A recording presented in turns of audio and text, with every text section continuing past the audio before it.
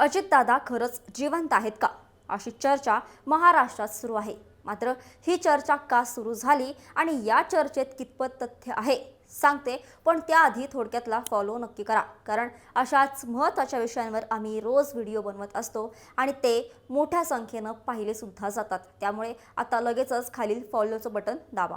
अजितदादांचा मृत्यू झालाच नाही, अजितदादा परत येणार अशा चर्चा महाराष्ट्राच्या कानाकोपऱ्यात रंगल्या आहेत। या चर्चा होण्यामागे काही कारण आहेत। पहिलं कारण म्हणजे अजितदादांच्या विमानाचं फुटेज। अजितदादा गेल्यानंतर त्यांच्या विमानात बसतानाचा एक व्हिडिओ व्हायरल झाला।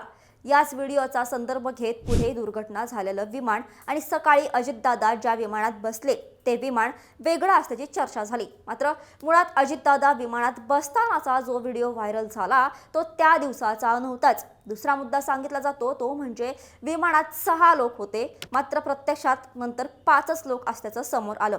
तर 6वा माणूस कुठे गेला? तर अधिकृत आकडेवारीनुसार विमानात 5च लोक होते आणि 6 लोक विमानात असल्याची माहिती माध्यमांनी अपघात झाल्याच्या खूपच सुरुवातीच्या स्टेजला दिली होती, जी चुकीची होती।